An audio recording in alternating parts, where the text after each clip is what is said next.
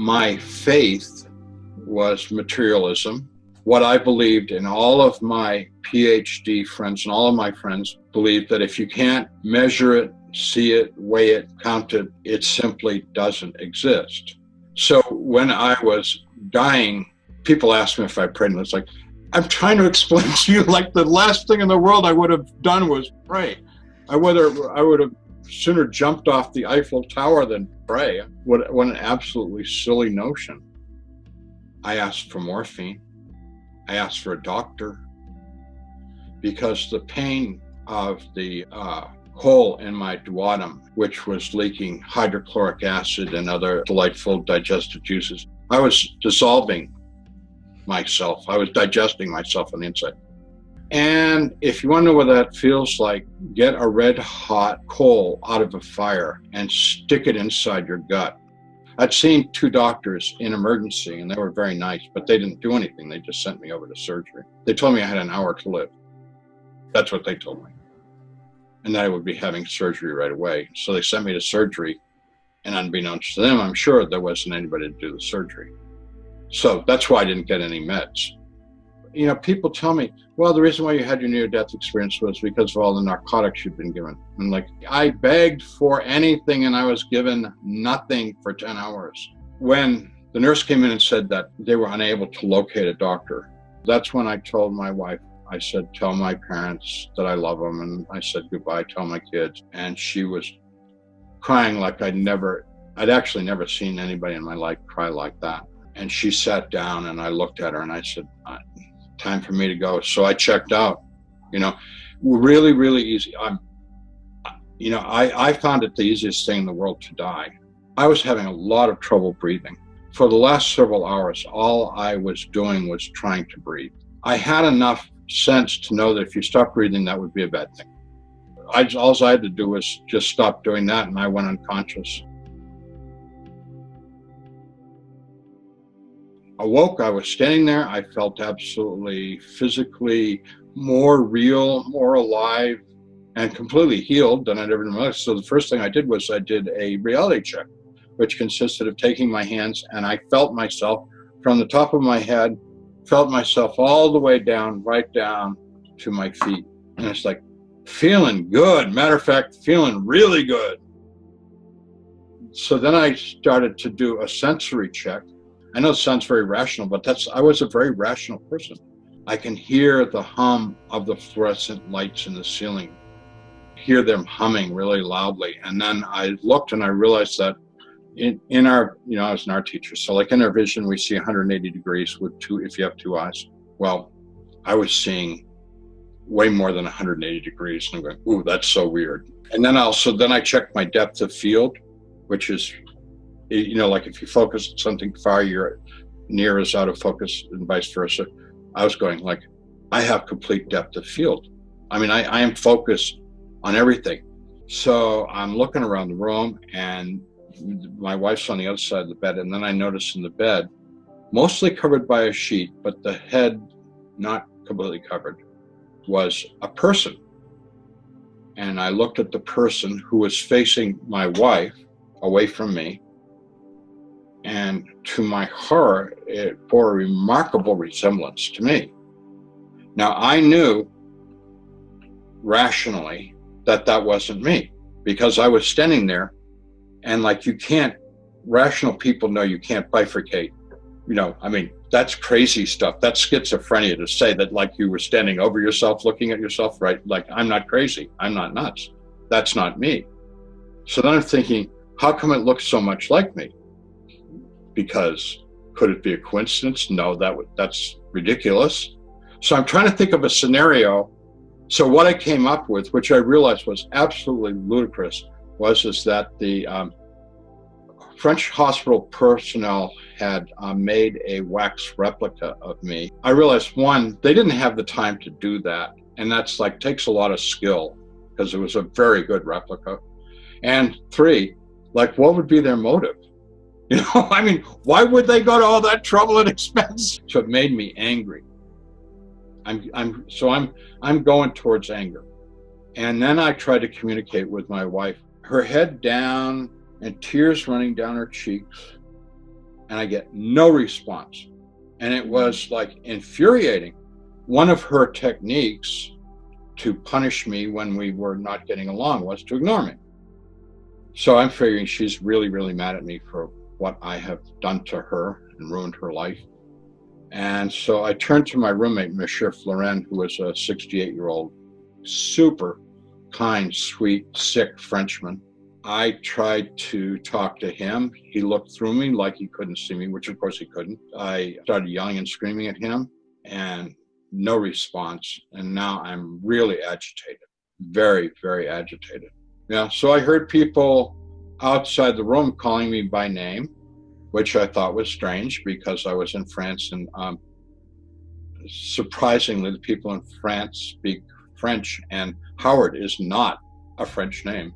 They were speaking English. Howard, come with us. So went over the doorway of the room, and there were people out in the hallway, and the hallway was gray, like a really, really bad black and white TV picture, very fuzzy, which was weird because the room was so ultra clear, and the hallway was very indistinct. And there was these people out there, and they're saying, "Come." And I said, "Are you from the doctor? I'm sick. I'm supposed to have surgery. I've been waiting all day."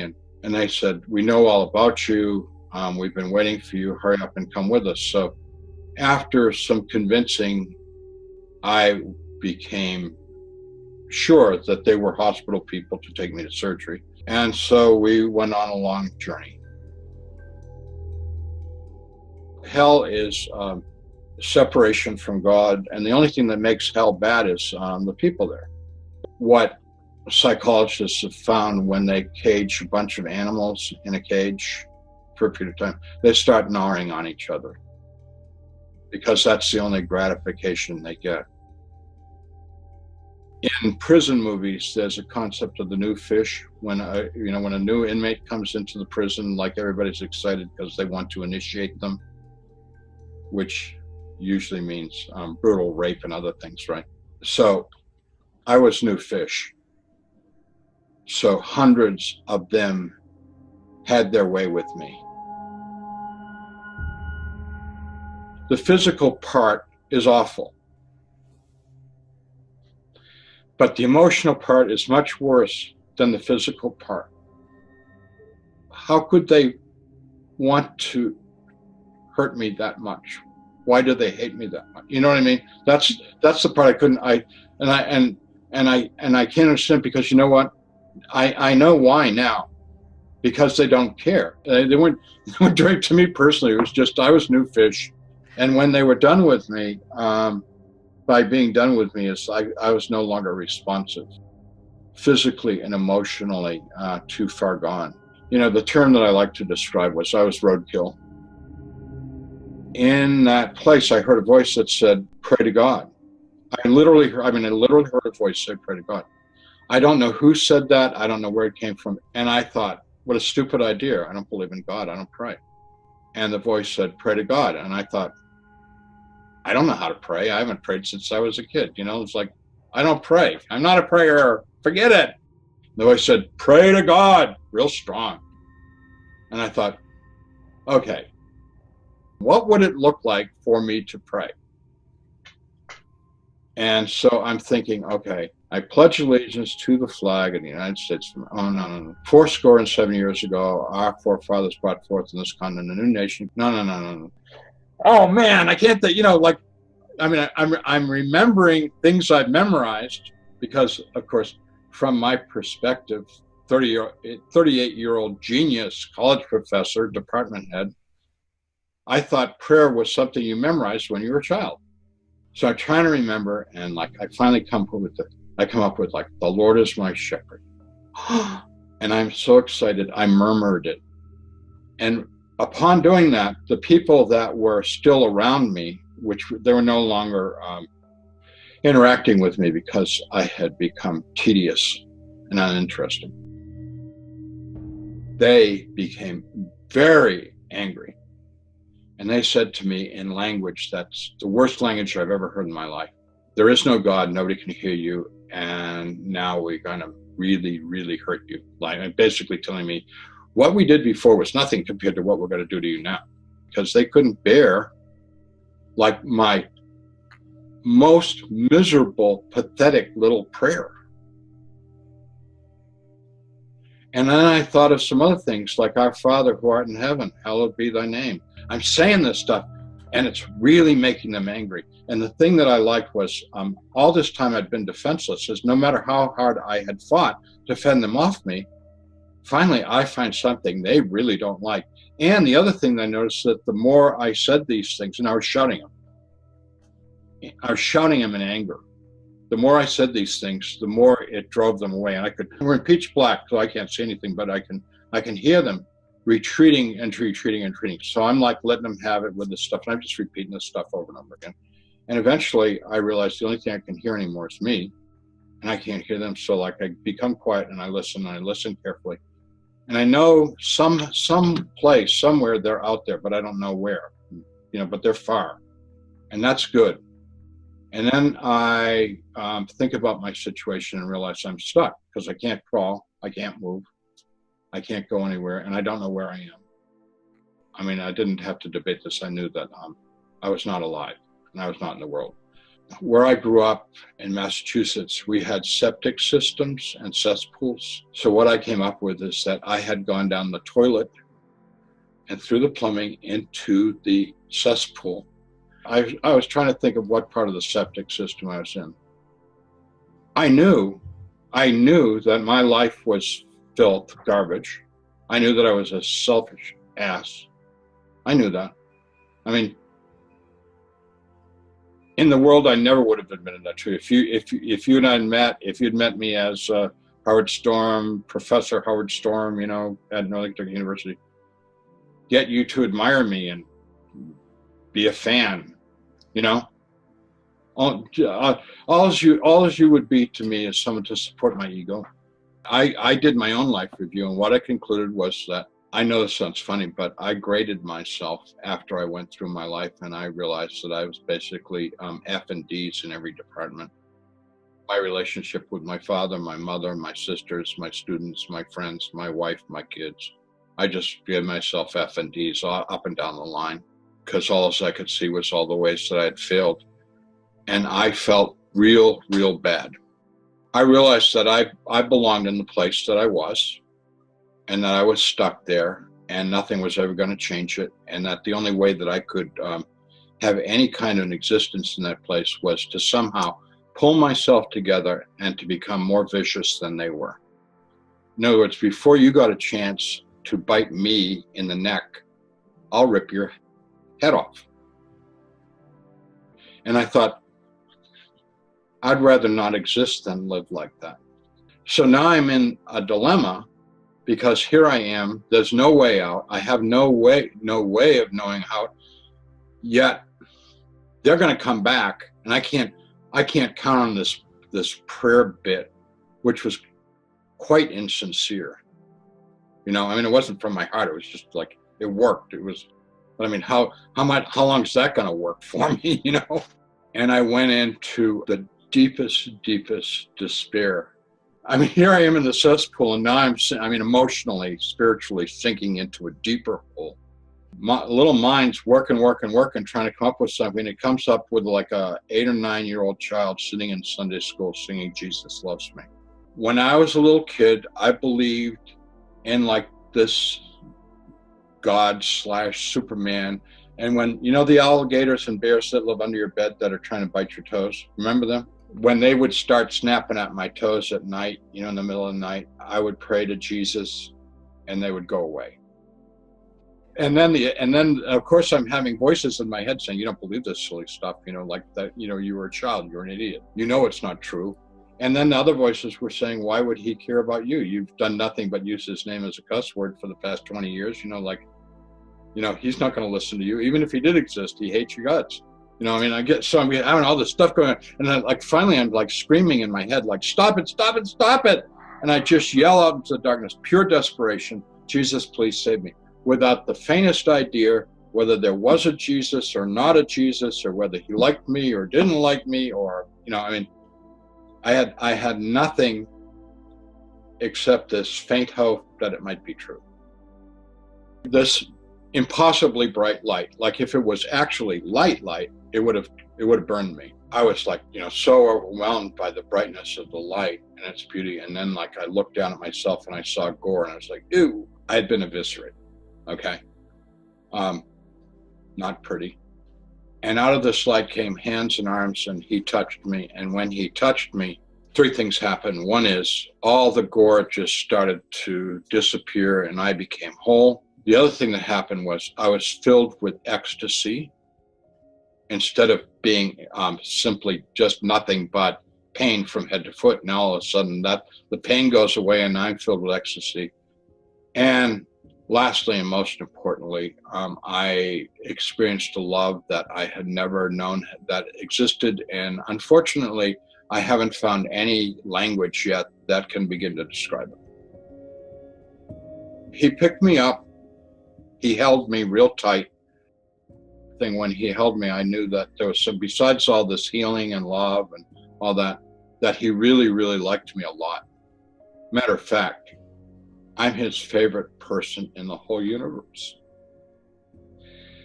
I have to add, unfortunately, you are too.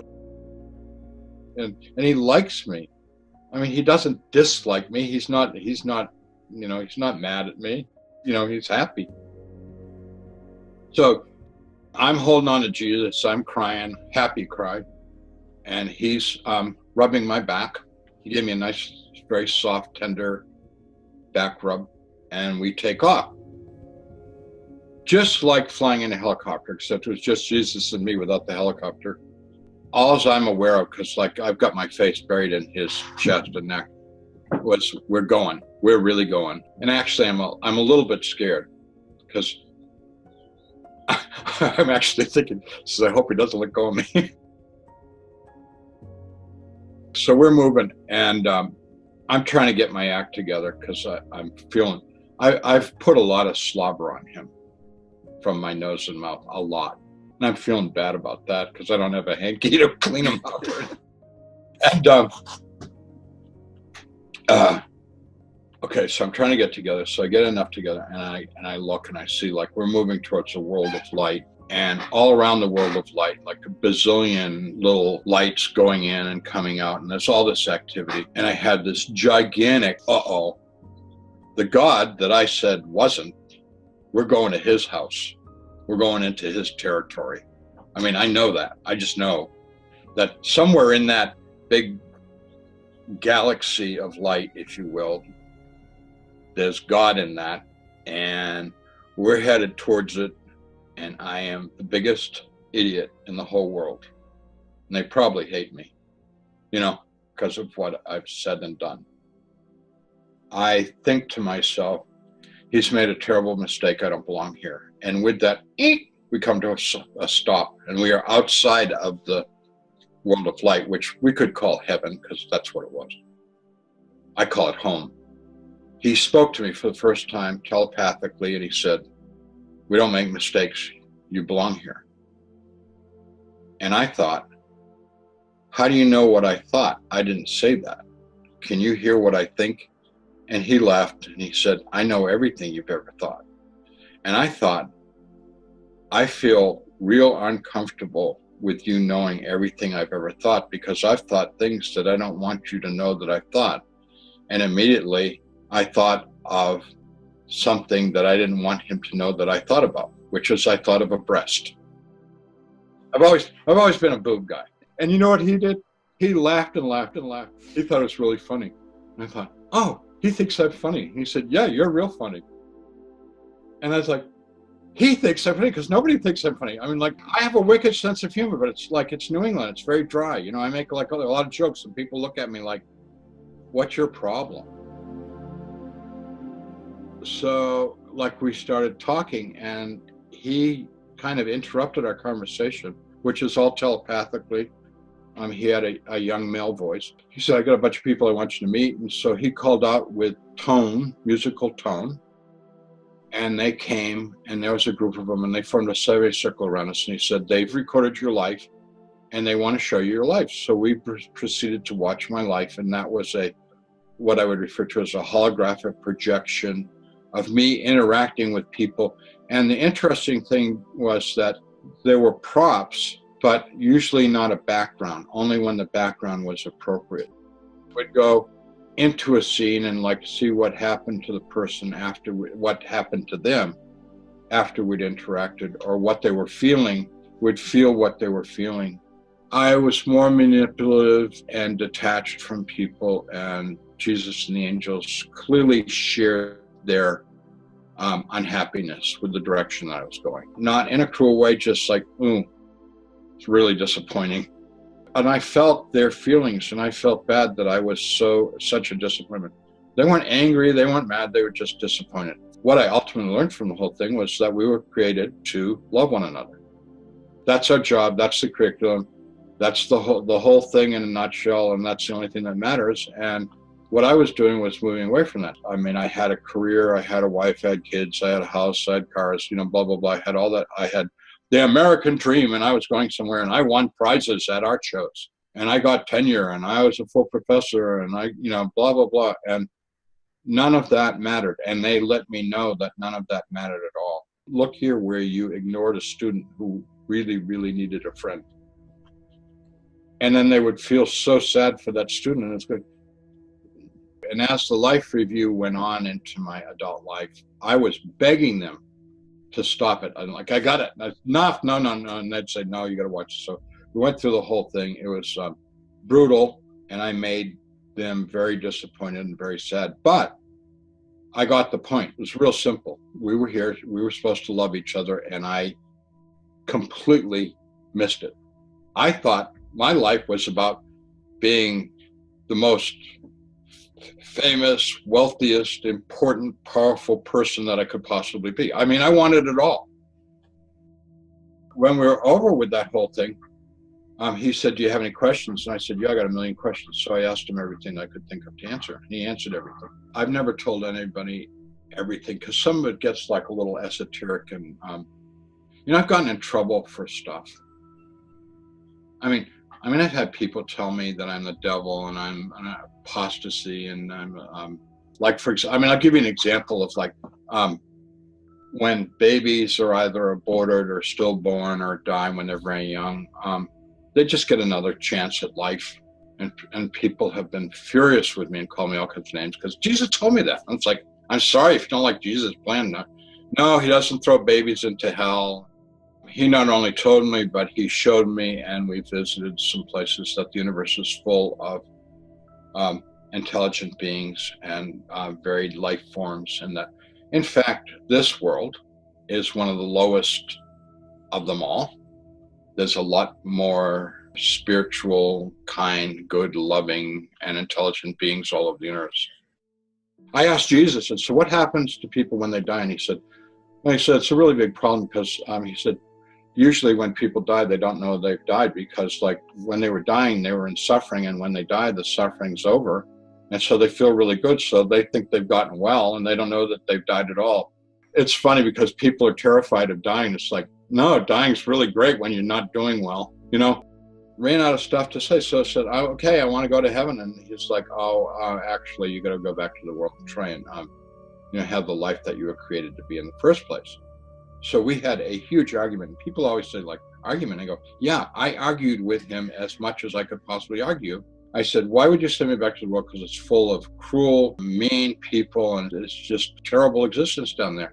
And he said, that's true. There's lots of cruel, mean people in the world. He said, there's also very loving, beautiful people.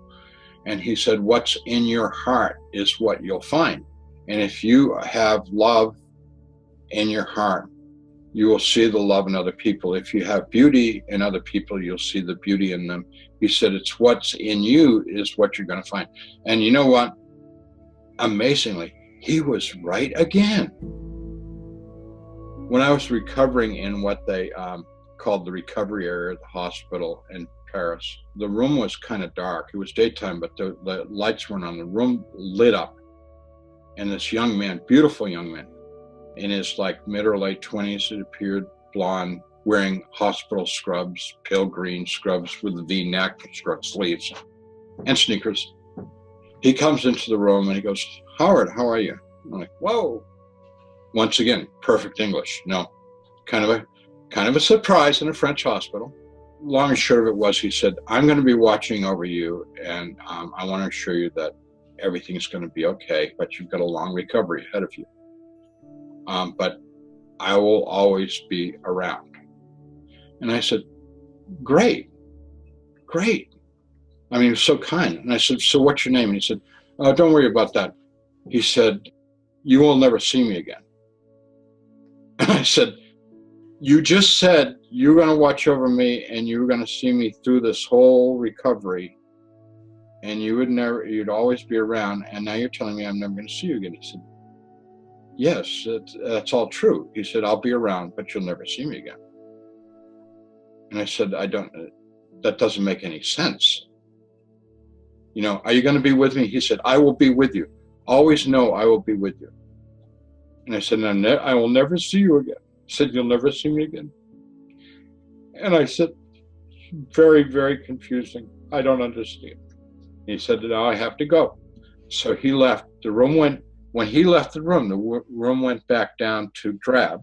And I was sitting there like, what was that? You know, what was that all about? Crazy. Immediately, the nurse comes into the room. And I said, what was the name of the doctor that was just here? And she said, there's nobody here.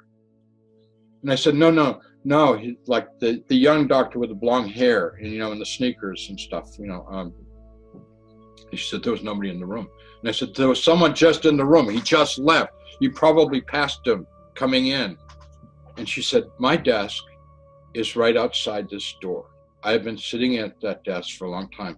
Nobody has been in this room or out of this room